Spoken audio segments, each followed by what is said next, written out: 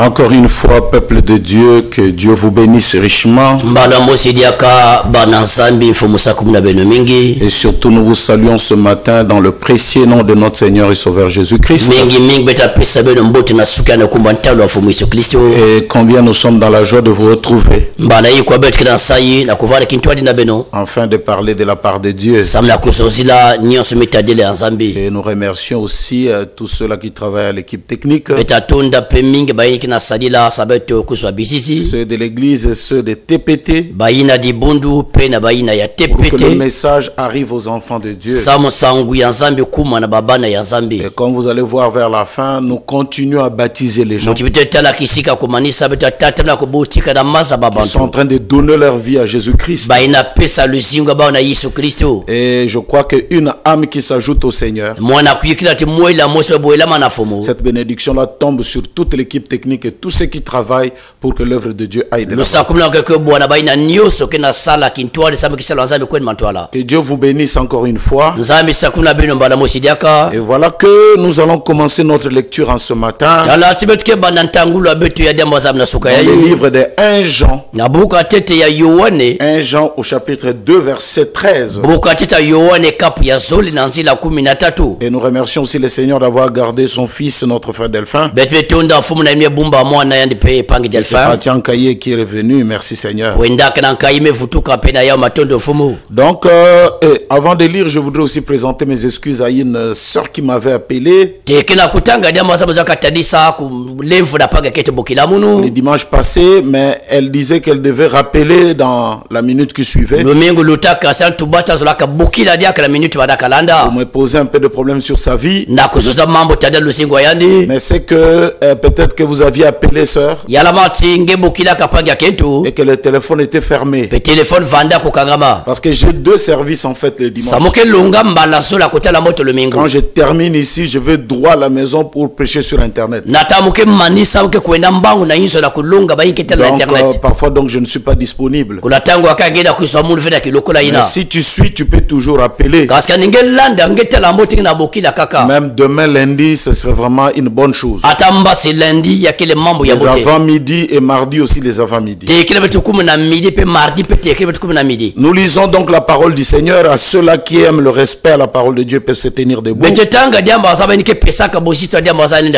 Nous commençons depuis le verset 13. On dit: je vous écris Père, parce que vous avez connu celui qui est dès le commencement.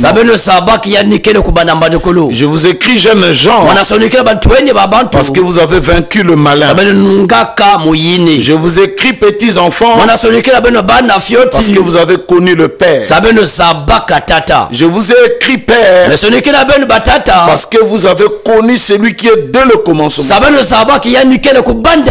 Je vous ai écrit jeunes gens, parce que vous êtes forts et que la parole de Dieu demeure en vous et que vous avez vaincu le malin.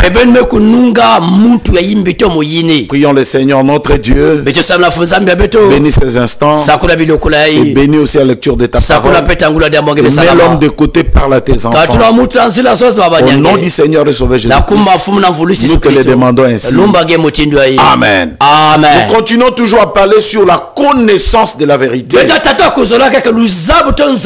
parce que vous connaîtrez la vérité et la vérité vous affranchira. C'est le travail de la vérité que d'affranchir un fils de Dieu lié. Et nous avons vu que cette connaissance ici, de connaître Dieu, de connaître sa vérité, pas en lisant beaucoup de livres, mais selon la Bible, que nous aurons la connaissance de ce que nous avions été, comment Dieu nous a connus. Le jour où vous aurez cette connaissance de votre vie sur terre, avant de venir sur terre, qu'est-ce que tu as été? Et pourquoi ce voyage terrestre? Le jour où vous comprendrez cela, alors votre vie aura un sens. Vous donnerez à votre vie un sens. Parce que vous aurez atteint le but. Le prophète Branham avait l'habitude de dire que le péché, c'est manquer le but. Qu'un homme se retrouve sur la terre, il n'a même pas la connaissance de sa propre vie. Il ne sait pas qui il est, d'où il vient et d'où il va. Parce qu'il n'avait pas cette connaissance-là, c'est malheureux. C'est comme cela qu'un jour, il y a eu des marées en haute mer. Ils étaient perturbés par des ouragans, des orages. Il y avait de grosses vagues qui soulevaient les bateaux. Et ils devaient mourir d'ailleurs.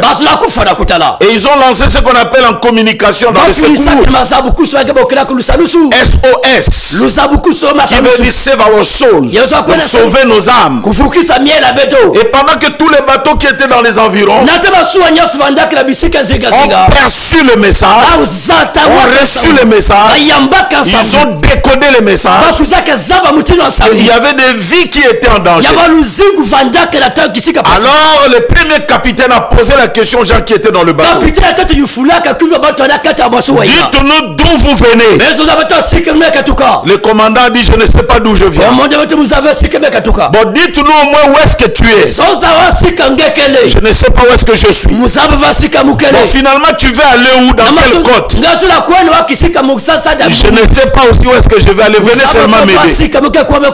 Il dit mais comment peut-on aider quelqu'un qui ne sait d'où il vient, qui ne sait d'où il est et qui ne sait d'où il va? Parce que nous, nos calculs dépendent de ta situation géographique, d'où tu viens. Peut-être nous n'avons pas à t'amener d'où tu vas. On peut néanmoins te faire repartir d'où tu venais. Et pour te faire repartir d'où tu viens, il faut qu'on sache où est-ce que tu es. Voilà, c'est le chrétien d'aujourd'hui. Demande-lui d'où tu viens, d'où tu es et d'où est-ce que tu vas. Il ne connaît pas. C'est cette connaissance de soi-même que Dieu veut donner aux chrétiens. Cette connaissance de soi-même, parce qu'il n'y a qu'une seule vérité. Il n'y en a qu'une seule. Et cette vérité, c'est Christ en nous, l'espérance de la gloire. Les autres vérités là ne tiennent pas. Voyez, la seule vérité, c'est Christ dans un chrétien, l'espérance de la gloire. Alors je voudrais vous parler ce matin, parce que nous avions dit que nous saurons comment nous avions été connus et comment nous allons savoir l'amour de Dieu, cet amour multidimensionnel. Comment Dieu nous a aimés, comment il nous a aimés. Alors je voudrais tout d'abord prendre la Bible. La Bible dit ceci. Il dit ceci. Toujours dans la Bible, on va lire dans le livre de 1 Corinthiens. 1 Corinthiens chapitre 13 verset 12. Il dit ceci. Ah non, je vais commencer tout d'abord 1 Corinthiens 8 verset 2. On dit ceci. Si quelqu'un croit savoir quelque chose, il n'a pas encore connu comment il faut connaître. Tu n'as pas connu comment il faut connaître. Il n'y a pas de tautologie. Il n'y a pas de répétition. D'ailleurs, quand Dieu reprend deux mots en même temps, c'est à vous de faire très attention. Vous savez que tous les prophètes, quand ils venaient, ils disaient toujours ainsi dit le Seigneur. Ainsi dit le Seigneur. Ainsi dit le Seigneur. Parce que la parole venait de Dieu. est transmise dans une bouche humaine. Mais quand lui-même le Seigneur est venu, il n'utilisait pas la formule. Ainsi dit le Seigneur. Non, il disait en vérité, en vérité. Donc il n'y a pas de répétition. Il n'y a pas d'autologie là-bas. En vérité, ça dit Dieu attire votre attention. Il dit si quelqu'un croit savoir. 1 Corinthiens 8:2. Si quelqu'un croit savoir quelque chose, il n'a pas encore connu comme il faut connaître. Si quelqu'un croit savoir quelque chose, il n'a pas encore connu comme il faut connaître. Au verset 3 il est écrit, mais si quelqu'un aime Dieu, celui-là est connu de lui. Donc cette connaissance, elle est bidirectionnelle. Connaître Dieu, que Dieu te connaisse. Donc si tu as connu comme il faut connaître, mais si quelqu'un aime Dieu, celui-là est connu de lui. Donc la connaissance de Dieu est dans ta propre connaissance. Qui tu es par rapport à Dieu et qu'est-ce que Dieu est par rapport à toi. Si quelqu'un croit savoir quelque chose, il n'a pas encore connu comme il faut connaître. Mais si quelqu'un aime Dieu, celui-là est connu de lui. Je pose la question, est-ce que là où tu es, Dieu te connaît? Est-ce que tu es connu de Dieu? Tout d'abord, pour le connaître, il doit te connaître. Donc une connaissance bidirectionnelle. Est-ce que Dieu me connaît? Est-ce que je le connais? Beaucoup de croyants aujourd'hui ont même des doutes sur ce qui est même de leur salut. Est-ce que tu es sauvé? Il ne sait pas. Est-ce que tu as le Saint-Esprit? Il ne sait pas. Est-ce que Dieu te connaît? Oui mon frère, est-ce que Dieu te connaît? Vous savez, il y a une histoire. C'était au Canada. Il y avait une jeune fille. On leur a dit que le roi d'Angleterre, parce que vous savez que le roi d'Angleterre, ou actuellement la reine d'Angleterre, et il est dans un empire, comme on dit, un empire où le soleil ne dort pas. Et cet empire commence depuis l'Amérique, ça allait jusqu'aux Indes. On appelait ça le Commonwealth. Donc avec ça, la reine dirigeait tout cet empire. Et beaucoup de pays entendaient parler du roi. Et c'est exactement comme Dieu. Il règne sur toute l'éternité. Il règne sur un empire sans partage. Il est Dieu et nul ne peut lui donner des conseils. Exactement un peu comme le roi d'Angleterre. Certainement c'est un mensonge. Quand on dit que son empire, le soleil ne dort pas. Parce que les Indes sont sortis même de ce royaume. Et beaucoup de pays ont pris leur indépendance. Donc, actuellement dans le royaume, le soleil se dort quelque part. Alors écoutez frère, alors cette fille avait entendu, parce qu'au Canada ils n'ont pas de président, ils n'ont qu'un premier ministre. Celui qui règne sur le Canada, c'est le roi d'Angleterre. Alors ce jour-là ils ont appris que le roi va venir. Alors tous les élèves sont sortis avec des drapeaux en train de secouer les drapeaux. Le roi va passer. Et c'est ce qui fut fait. Le roi est passé. Et quand le roi passait, il saluait les gens. tout souriant. Les gens criaient sa majesté. Sa majesté. Alors il y avait une petite fille. Dès que le roi est passé, elle a commencé à pleurer. La maîtresse est venue la voir. Il dit, ma chérie, mais pourquoi tu pleures? Est-ce que tu n'as pas vu le roi? Il dit, maîtresse, je l'ai vu. Je l'ai vu.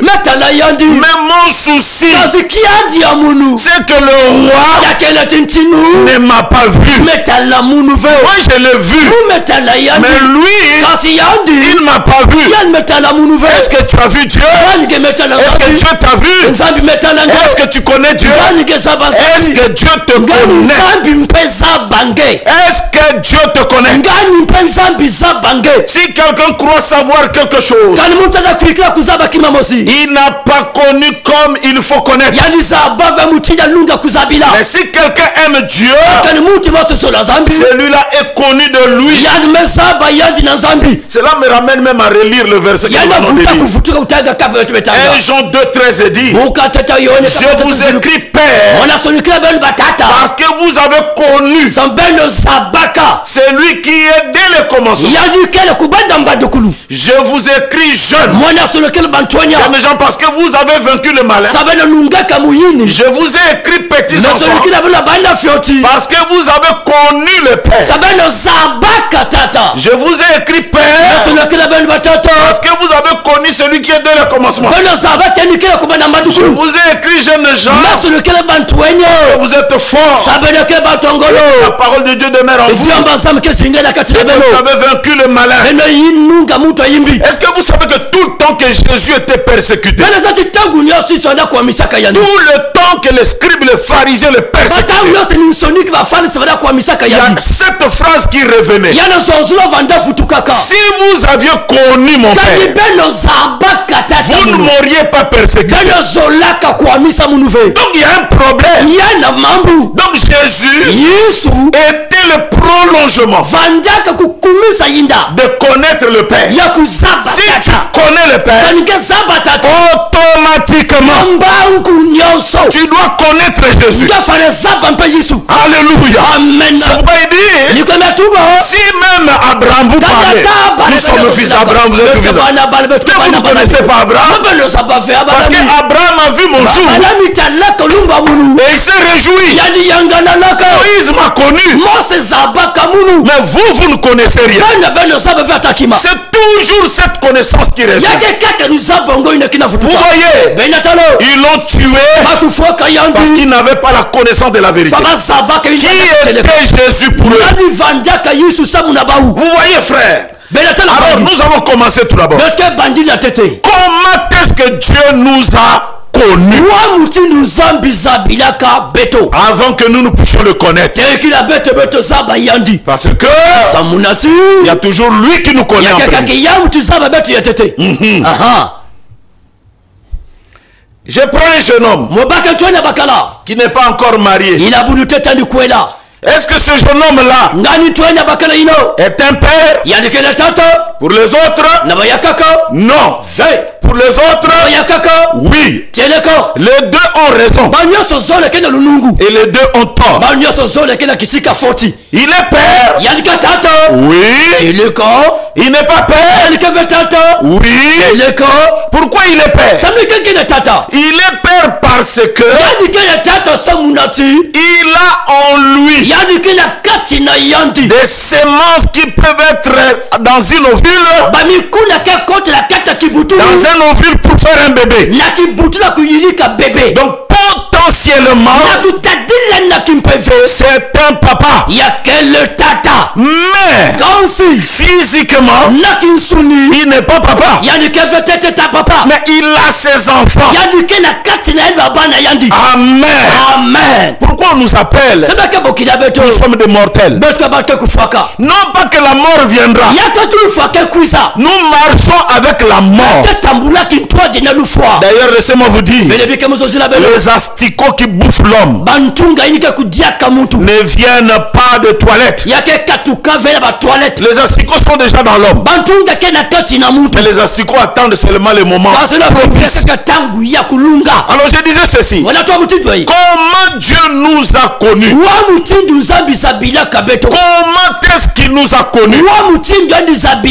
Mon Dieu, je me sens bien. Je vais prendre le livre de Romains. Nous demanderons à l'équipe technique Romains chapitre 8. Verset 29. De pouvoir lire cela avec tout le monde. Ici, je suis en train de vous prêcher vous-même. Je suis en train de vous faire connaître qui vous êtes. La vraie connaissance qui peut t'enlever même de la poussière, te propulser dans la gloire. Romains 9, 29 jusqu'à 30. Je lis la parole du Seigneur. Car ceux qu'il a connus d'avance, les a prédestinés à être semblables à l'image de son fils, afin que son fils fût le premier-né d'entre plusieurs frères. Je me pose la question, l'équipe technique s'il vous plaît. Tous les versets là, j'ai mis ça déjà dans le fichier. Vous n'avez qu'à taper, c'est dans les recherches, vous allez retrouver. Car ceux qu'il a connus d'avance, vous ne savez pas le travail que vous faites là. Il y a un pasteur, un grand pasteur dans la ville. Il dit j'aime beaucoup, surtout quand je vois dans la Bible comment c'est présenté, alors il n'y a plus de doute. Alors laisse que Dieu vous bénisse pour ce travail. Remettez-moi le verset. Donc on dit ceci. Car ceux qu'il a connus d'avance, qui? Ceux qu'il a connus d'avance.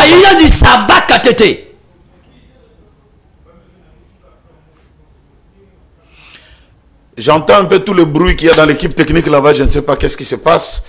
Ça commence à me déconcentrer là. Merci beaucoup. Car ceux qu'il a connus d'avance, il les a aussi prédestinés à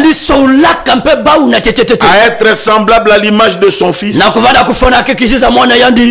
que son fils fût le premier-né d'entre plusieurs frères. Et ceux qu'il a prédestinés, il les a aussi appelés.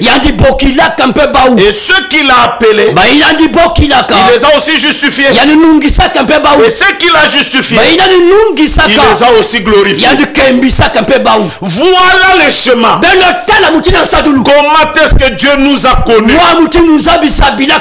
Je me sens dans la joie, frère.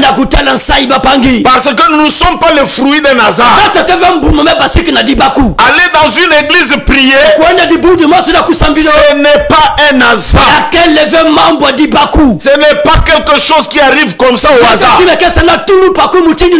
Non, frère. Ce sont des calculs exacts de Dieu. Ici nous allons parler de la prédestination. Nous allons parler de la prédestination. Qu'est-ce que la prédestination? C'est-à-dire il y a des gens que Dieu a connus d'avance. La Bible dit il les a connus même dès avant la fondation du monde. Ne peut être sauvé que celui qui a été en Dieu. Ne peut aller au ciel que celui qui était au ciel. Nous allons pas au ciel. Nous retournons au ciel. Alléluia. Amen. C'est comme ça on dit que les enfants d'Israël qui étaient en Égypte, ils partaient à Canaan. Non, ils retournaient à Canaan parce qu'ils étaient en Abraham.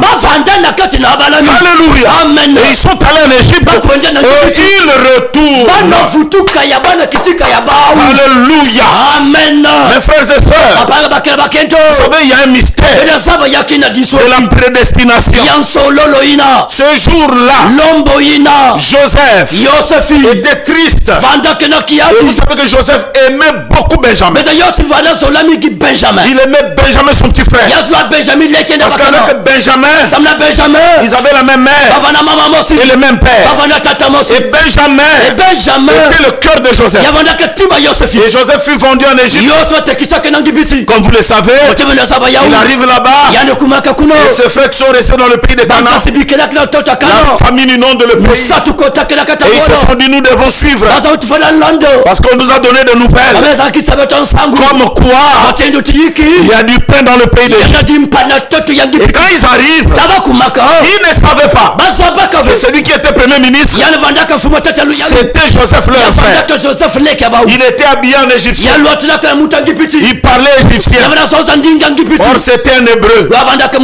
Mais il parlait égyptien. C'était Dieu recouvert de peau. De peau d'un homme de gentil. Il parlait comme un homme de gentil. Mais il n'était pas de gentil. Alléluia. Amen. Et pendant qu'il parlait, il a vu ses frères. Il utilisait un interprète. Donc lui il parlait en égyptien. Et l'interprète traduisait en hébreu. C'est comme ça qu'il était en contact avec ses frères. Un très grand mystère pour ceux qui connaissent le message. Maintenant on n'a pas le temps de développer. Mais je vais arriver à quelque chose sur la prédestination. Écoutez frère.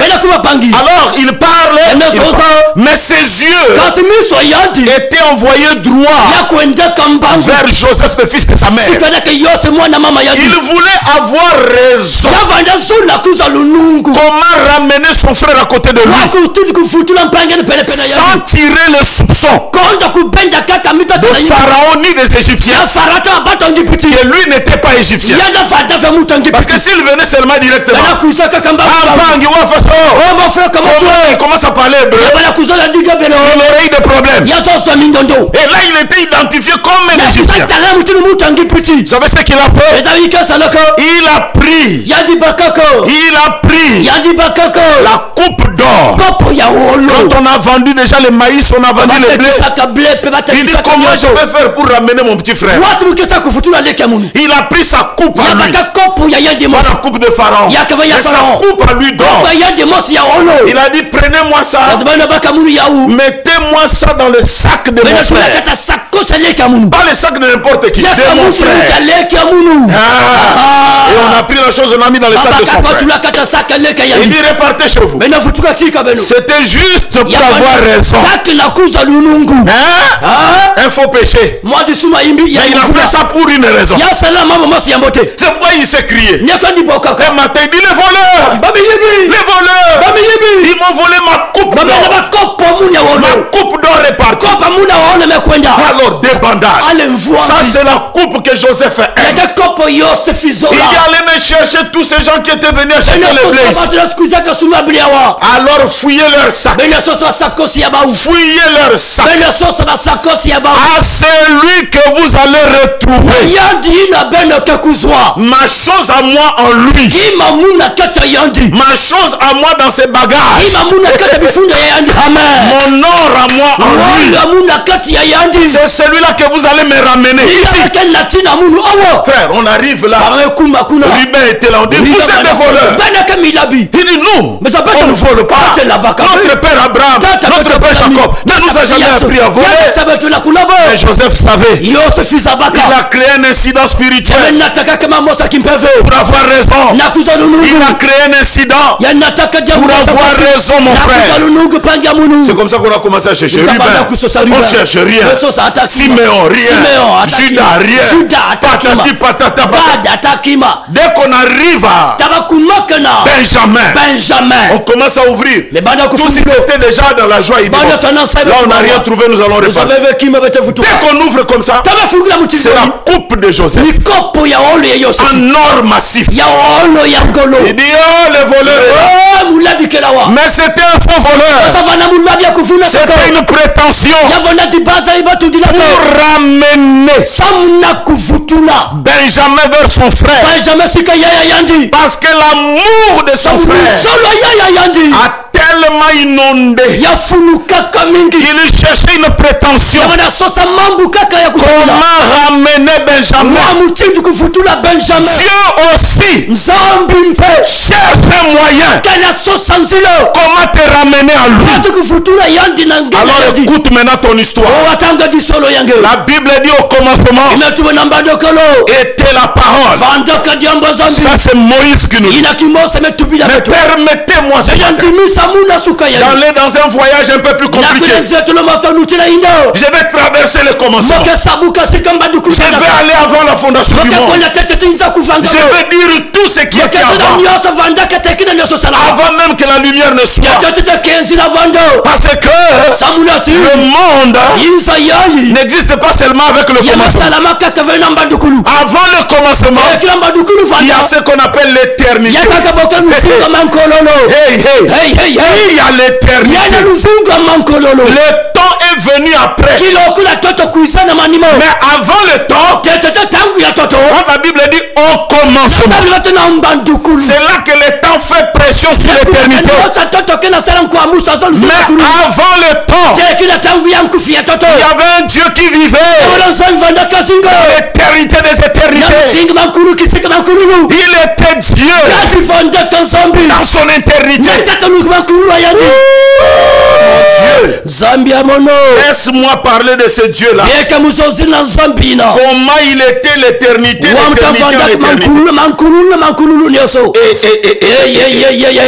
et comment il était d'éternité en éternité. Comment il régnait d'éternité en éternité. Et comment tout dans l'éternité l'obéissait. Il était dans l'éternité. Il était Dieu. Il était seul. Mais il n'était pas seul.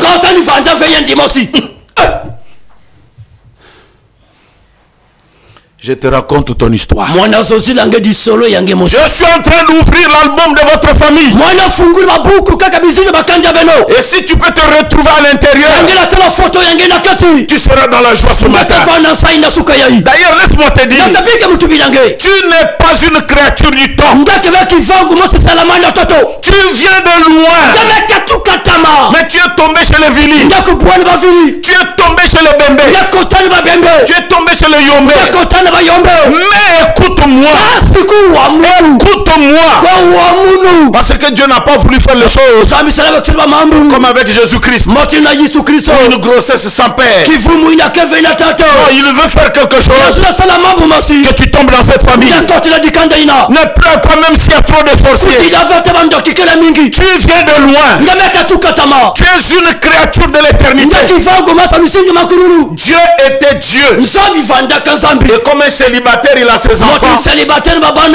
Toi, tu étais en lui. Tu étais en lui. Et on t'appelait de penser. Amen. Des pensées. Ou encore des attributs. Il était Dieu, mais il n'était pas Dieu. Parce que Dieu veut dire objet d'adoration. Mais lui, il était dans l'éternité. Il n'y avait personne pour l'adorer. Ah, merci Seigneur. C'est pourquoi tout d'abord il commence la première de toutes les choses. Je vais les lire dans la Bible. Mais permettez-moi de les lire dans la Bible, c'est bien. Dans les livres de Proverbes.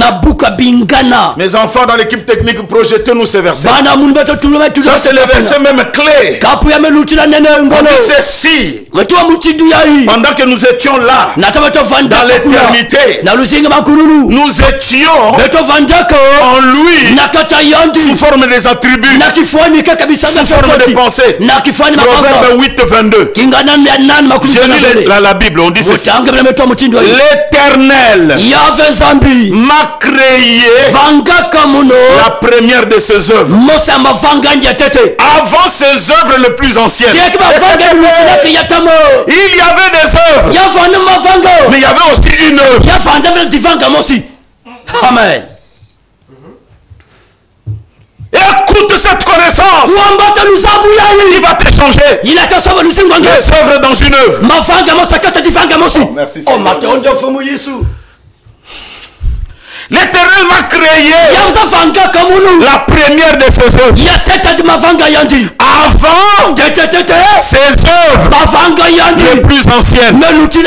J'ai été établi depuis l'éternité dès le commencement, avant l'origine de la terre.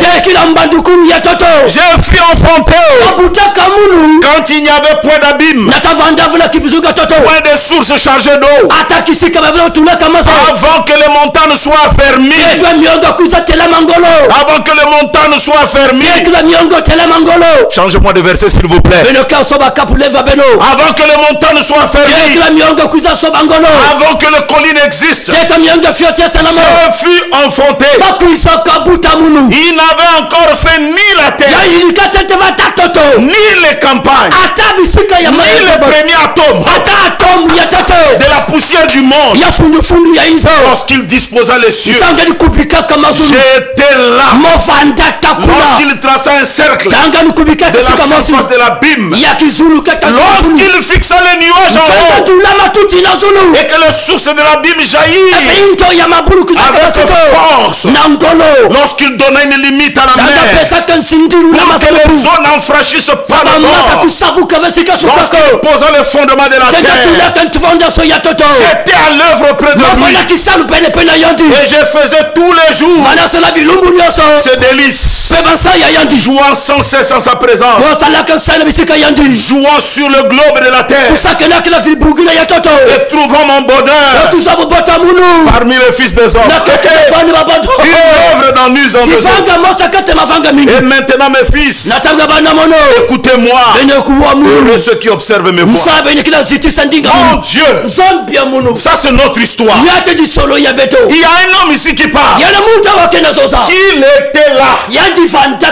Il était là dans l'éternité là-bas. Et c'est lui qui a donné le temps avec ce qu'on appelle le commencement. Mais il s'agit de qui? Il s'agit de quel être? Il s'agit de qui? Trouvons la réponse dans Jean 1:1. Il s'agit de qui? De qui et de quoi? L'œuvre parmi les œuvres. Jean 1:1. Au commencement était la parole. Et la parole était avec Dieu. Elle était au commencement avec Dieu. Toutes choses ont été faites par elle. Et rien de ce qui a été fait n'a été fait sans elle. Et en elle était la vie. Et la vie était la lumière des hommes. Mon Dieu. Antoine Crampon. Ah non, Antoine Crampon. Crampon, c'est un traducteur de la Bible. Vers le 19e siècle, donc dans le 1800. Lui, quand il traduit Jean 1, il dit au commencement était le verbe.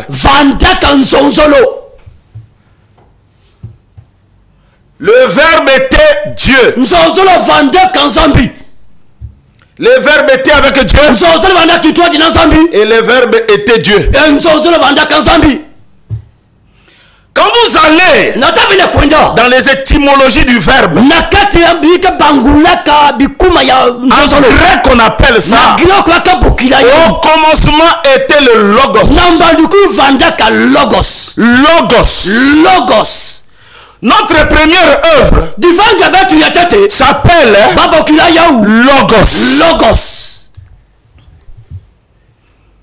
Et logos veut dire une pensée, une œuvre à l'état primaire.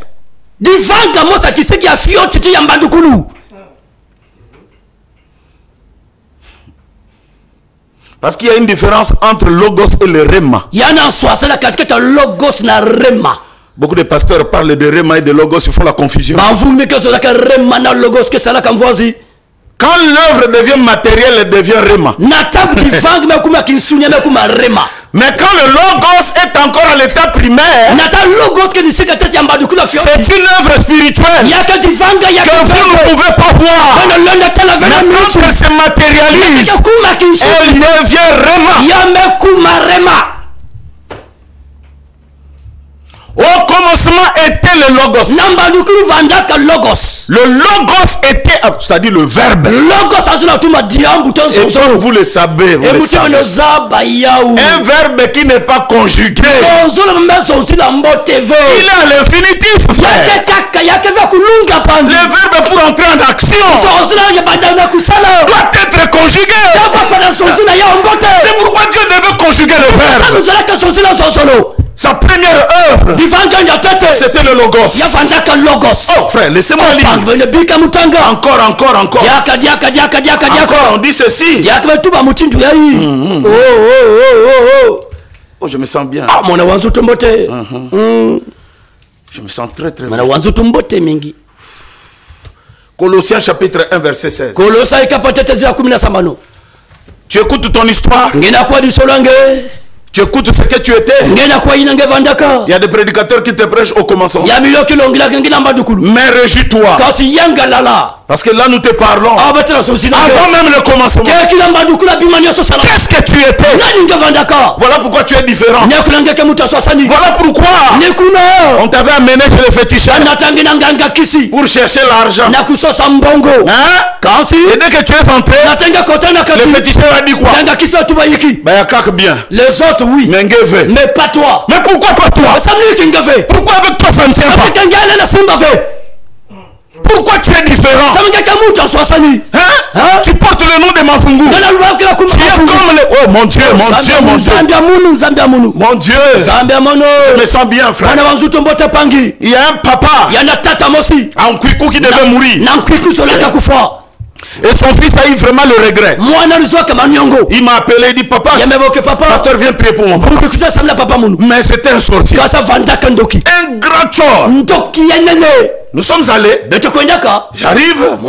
Je dis papa, mais ouvre ton cœur. Ouvre le cœur. Il dit pasteur, je n'ai pas quelque chose à dire. Mes enfants connaissent que je suis en train de partir. Donc vraiment mon chemin est vraiment moi là. Frère, donc quelqu'un, le diable, en train de mourir, mais il vous parle de l'enfer. Alors son fils l'a dit. Papa, tu pars. Papa, tu me laisses seulement comme ça. Idiot. Toi tu crois que c'est que moi j'ai là peut marcher avec toi? Ça ne peut pas marcher avec toi. Ça peut marcher avec ton grand frère. Lui comme nous, nous sommes pareils. Les frères et sœurs, mais comment? Donc moi je suis seulement un enfant. Je vais demander à maman si je ne suis pas ton enfant. Il dit mon fils. Mais qui m'y aille? Le truc que je change que j'ai. Je ne peux pas te le donner. Tu n'as pas le code pour activer ça. Tu n'as pas le verbe pour conjuguer ça. Toi en toi, il y a autre chose. Il y a des gens qui pensent que quand il est allé chez le féticheur, c'est une fille. Il va avoir des fétiches pour avoir beaucoup de hommes dans la vie. Les autres ça va. Lui, ça ne tient pas. On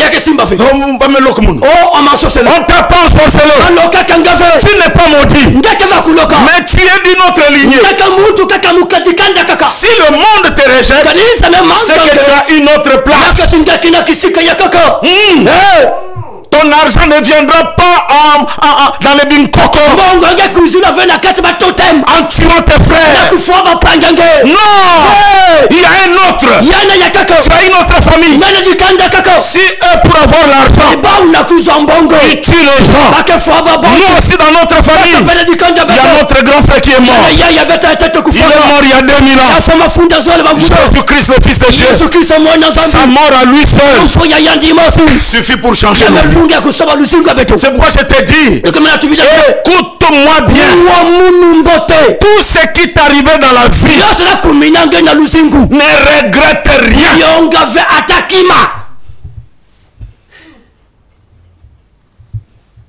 Il Il y a des gens qui sont déjà devenus des négationnistes. Moi, je suis en train de voir ma vie. Ah, les autres. Tous les amis. Est-ce que tu sais comment ils ont eu l'argent? Tu sais quel genre de sim il y en a? Tu sais quel code ils ont activé?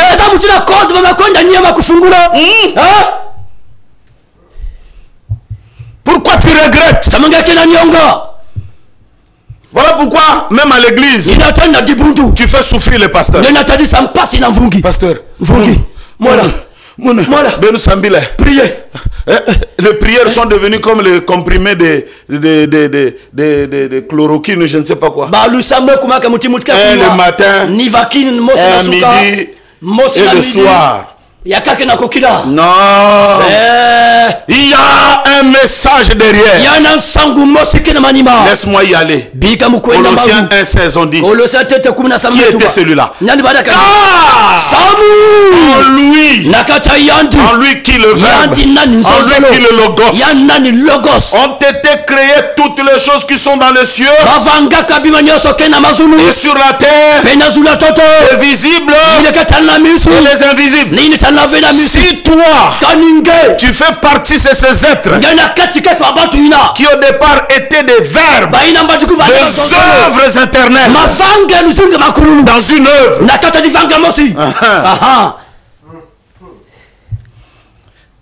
tu étais en lui. Invisible trône, dignité, domination, autorité. Tout a été créé par lui et pour lui. Il est avant toute chose. Et toute chose subsiste en lui. Il est la tête du corps de l'Église. Il est le commencement. Les premiers-nés d'entre les morts. Afin d'être en tout le premier. Car Dieu a voulu que toute plénitude habitant en lui.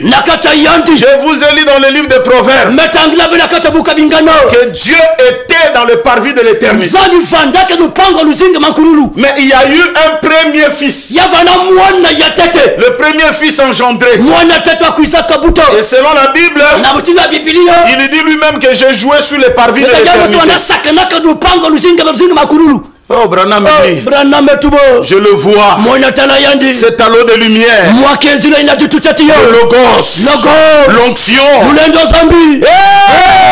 Quand tu le sors, c'était la première créature dans le temps. Première créature dans le temps. Et permettez-moi de vous dire, quand nous entrons dans le temps, il n'y a plus d'éternité. Celui-là qui sort, on l'appelle fils. Et écoutez, il n'y a pas de fils éternel. Ça n'existe pas. C'est pourquoi tout ce qui est dans le temps va mourir. Hein? Aujourd'hui, les Africains, quand quelqu'un meurt, on l'a bouffé. C'est comme si tu as été fait pour rester tout le temps. Si tu fais partie du temps, dans le temps, il n'y a rien d'éternel. Mais si tu comprends qu'avant le temps, tu es une œuvre éternelle. La Bible dit, dès que le logos se sort, le verbe, Dieu, tout Dieu,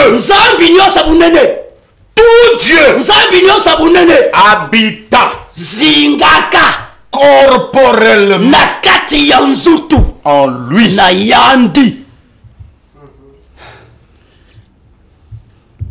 Celui qui refuse, tant pis pour lui. Colossiens 1:19, il est écrit, car Dieu a voulu que toute plénitude habitant en lui. C'est là que beaucoup des églises ne savent pas que Jésus est Dieu. On l'appelle le Fils de Dieu. Il croit qu'il y a un Père quelque part. Il y a un Fils quelque part. Non. En grec, on appelle ça Kénosé. Dieu c'est Kénosé. Donc il est entré avec tout ce qu'il est dans cet attribut. Parce que le Créateur c'est Dieu. Mais Dieu crée dans un corps qu'on appelle le Logos.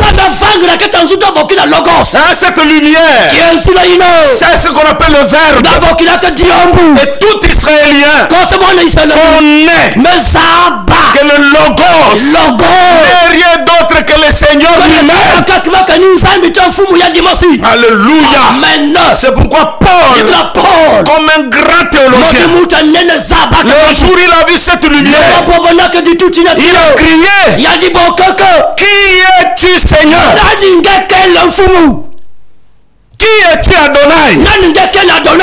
Un jour peut-il appeler quelque chose Adonai pour rien? Alors que la loi lui dit: tu n'auras pas d'autre Dieu. Et il était très surpris d'apprendre: je suis Jésus que tu persécutes. Si tu l'avais connu là-bas, même si tu le vois dans ce corps, à l'âge de 33 ans, tu auras su qu'il était, qu'il est et qu'il sera.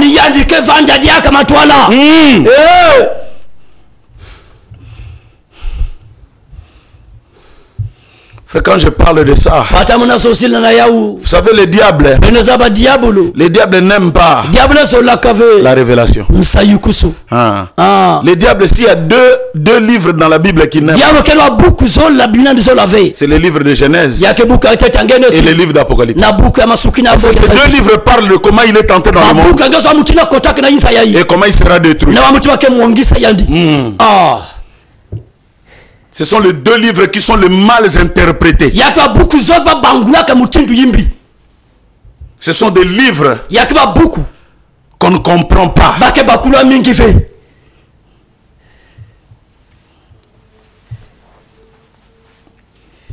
C'est comme ça que Dieu entre dans le Logos. Et il commence maintenant. Vous savez, frère, la première lumière, je viens de le dire ici, la première lumière, ce n'était pas une lumière créée. C'est ce Logos là. Est-ce que vous savez que dans le livre de Genèse, il y a deux lumières? Genèse 1, on dit ceci: Dieu dit, Genèse 2, 1, 3, Genèse 1, 3, on dit, Dieu dit que la lumière soit. Ça c'est au commencement. C'est là que le Fils est sorti. On n'a pas dit que la lumière soit créée. Non, que la lumière soit. Cette lumière qui était le Fils. Voilà. Que la lumière soit. Mais ça c'était le premier jour. Hein? Déjà le premier jour, au commencement. La lumière sort. Mais si vous allez aussi le quatrième jour, vous allez voir. Genèse 1, 14. On dit ceci. Hein? Dieu dit qu'il y ait des luminaires dans l'étendue du ciel pour séparer le jour avec la nuit, que ce soit des signes pour marquer des époques qu'ils servent de luminaires dans l'étendue du ciel pour éclairer la terre. Et cela fut ainsi. Les deux lumières, la première que ce soit, mais les deux autres lumières ici, la lune et le soleil, ça c'est des lumières physiques. Mais cette première lumière, elle était le Fils de Dieu. C'est pourquoi, frère, quand tu nous vois prendre même la photo ici,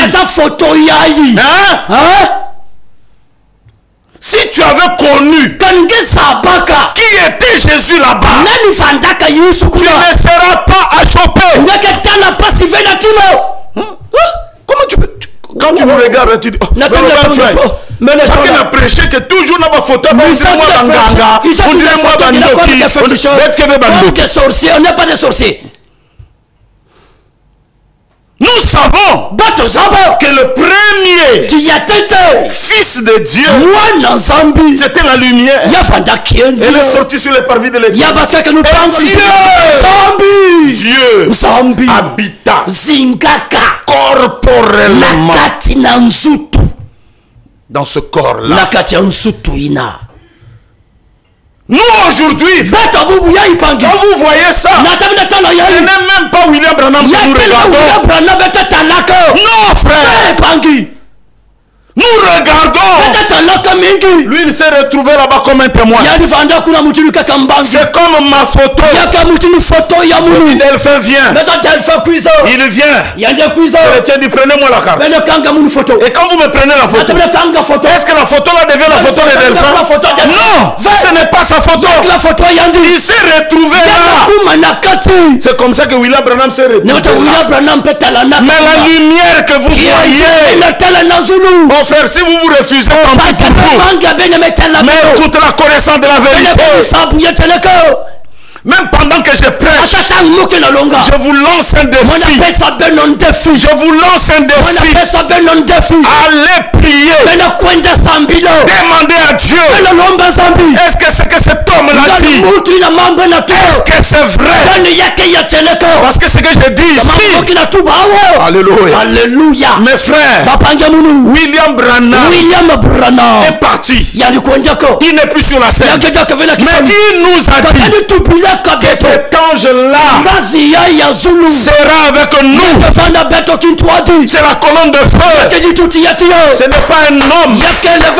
C'est le Logos. Jésus-Christ. Paul l'a appelé Seigneur. C'est Jésus-Christ lui-même. Et elle continue avec nous. Même ce matin pendant que je prêche. Si tu es malade, cette colonne de feu peut te toucher. Là où tu es, ça peut même te... Oh oui frère. Ça peut même changer les choses dans ta vie. Est-ce que tu le sais? Toi, tu n'attaques que cette photo. Mais tu ne te connais pas toi-même. Qui tu es? Demandez les sorciers. Quand ils te regardent, ils voient un feu. Tu es un feu.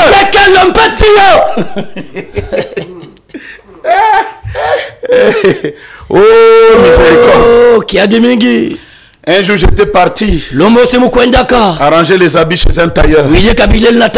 Mon vieux Dax il est en Kwiku. Un grand tailleur, je m'assois là. C'est un papa qui passe là. Il dit, il y a un pasteur, il faut qu'on écoute. Papa. Si j'ai la chose que toi tu as là. Je dis, Inki. Mais c'est quoi ça? Oh, tu ne connais pas?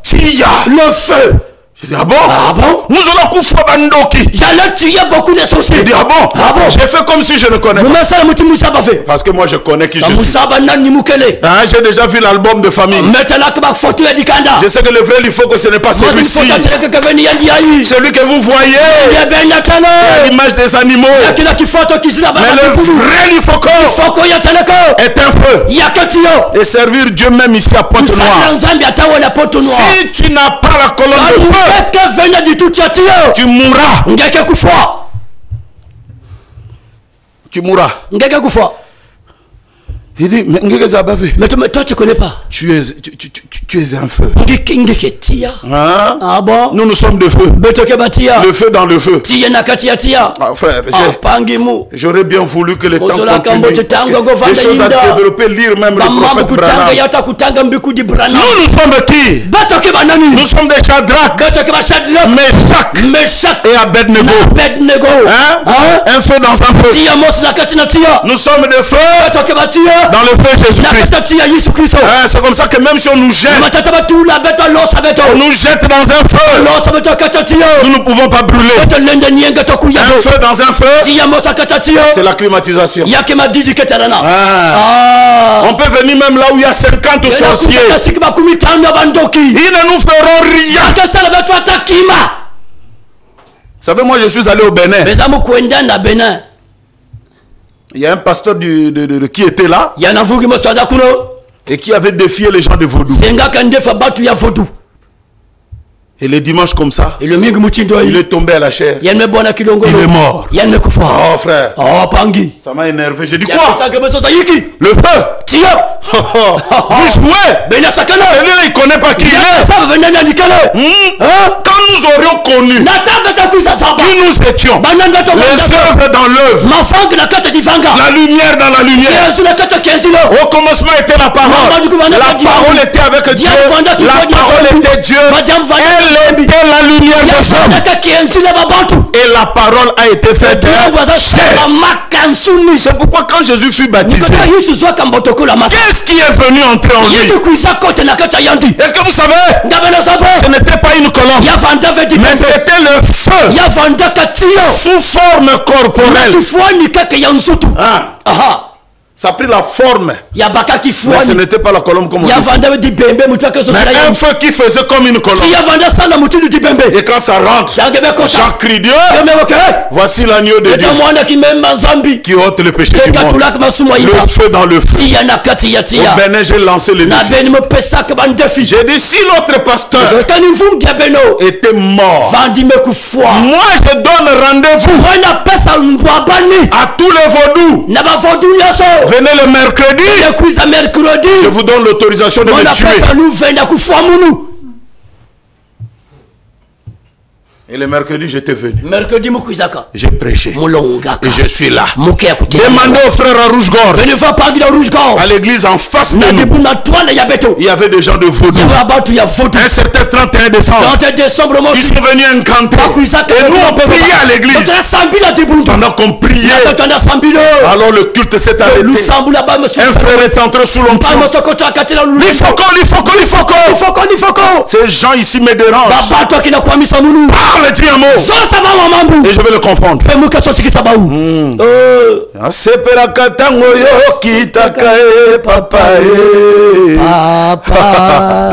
Nayoka kese motango yo sololaka na ngai papa elekela ngai ndelo tango lobelaka ngai papa o ngai na binera Yesu. J'ai crié l'esprit de vaudou au nom de Jésus-Christ. Paralyse. Et ça s'est paralysé. Ils sont sortis, ils ont fouillé. Demandez au frère de Rouge-Gorge. N'ayez pas peur. Il y a même des frères, il a acheté sa parcelle. Oh non, les sorciers sont nombreux. Vraiment, je vais quitter, je vais aller à Vindourou. On t'a dit qu'un sorcier a peur de Vindourou. Les sorciers, ils vont même en Europe sans visa. Tu es un feu. N'ayez pas peur. Commence à croire ces choses. Même le travail que tu n'as jamais eu, ça va changer. Tu n'es pas de leur famille. Tu es une œuvre éternelle projetée dans le temps pour un but. Oh, je m'arrête là. C'est la fin. Laisse-moi prier pour quelqu'un. Et je crois que le dimanche prochain, nous continuerons sur ces choses. Connaître comme nous avions été connus. Le connaître lui comme lui nous a connus. C'est ça la vie. Je ne vous dis pas laisse la fumée, laisse le péché, laisse les femmes. Mais quand tu auras compris qui tu es, ces choses-là vont sauter automatiquement. Quand tu connaîtras ton identité, ça va te changer. Laisse-moi prier pour toi. Seigneur Dieu Tout-Puissant, je te remets mon frère. Qu'il connaisse ce qu'il a été, comment tu l'as connu et de quelle manière tu l'avais connu, et que les choses changent. Qui ne croit pas qu'il est maudit, qui ne croit pas qu'il est sous la malédiction, il est béni parce que toi tu l'avais béni dès avant la fondation du monde.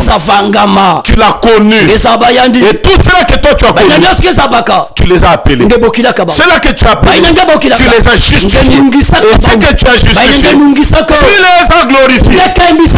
Glorifie ton enfant qui l'écoute. Et confond ses ennemis. Confond les gens qui lui créent la guerre. Guéris quelqu'un qui est malade. Redonne l'espoir à quelqu'un qui est en affaire. Au nom du Seigneur et Sauveur Jésus-Christ. J'ai ainsi prié. Amen. Amen. Que Dieu vous bénisse richement. Et nous allons nous retrouver le mardi pour la rediffusion. Et le dimanche prochain pour continuer de ces choses. Plein de vitamines. À tous et à toutes encore une fois. Shalom, shalom. Shalom, anene.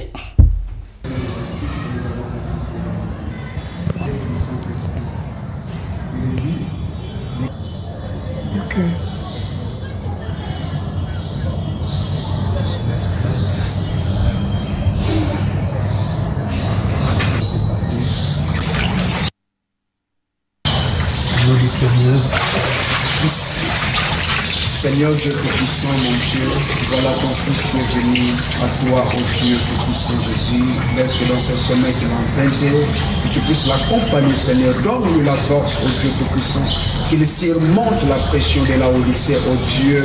Il vient de confesser sa vie, ô Dieu. Il vient de regretter de l'avoir fait. Alors maintenant, ô Dieu, pour ce chemin qu'il a emprunté, laisse que par le Saint-Esprit,